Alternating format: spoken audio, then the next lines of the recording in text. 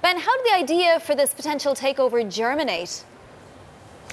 So this is something that's been potting for a few months, if not longer, at least in the industry. There's been a lot of speculation as to the future of Etihad. Etihad, which is based in Abu Dhabi, has been through some troubling times in the last couple of years, especially with a failed strategy to buy into European carriers like Alitalia and Air Berlin that have since gone bankrupt. That has caused it to lose billions in profits and has kind of opened up this potential for Emirates and Etihad to join and create what would, as you say, become the biggest airline passenger in the world.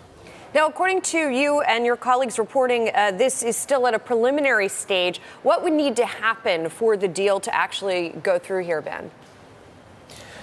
So you're absolutely right. It's very preliminary at this stage. As we understand it, no bankers, for example, have been included into any formal discussions. This is something that's happening, as we understand it, at a political level.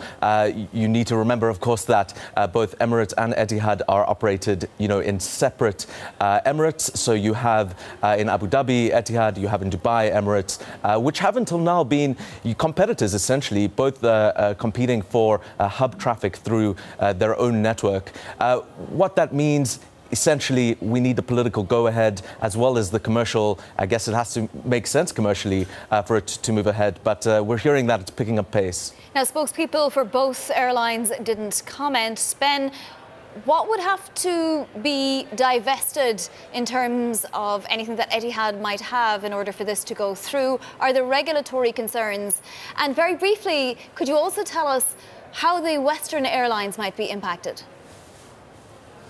So for the Western airlines, it's a big move. It gives Emirates and Etihad, or a combined operation, much more force. Already Emirates and Etihad, as well as Qatar Airways in the Gulf, has already shaken up air travel across the globe. That's meant that increased competition, lower fares. There's potential for this to put pressure on fare pricing with a new giant really taking over. Emirates already the world's largest long-haul passenger, so it's definitely an interesting combination. In terms of divestments and regulations, it's I have to say, probably too early to say, although we do understand that Emirates is specifically interested in taking Etihad's airline operations as opposed to, for example, taking over its maintenance arm or other subsidiaries.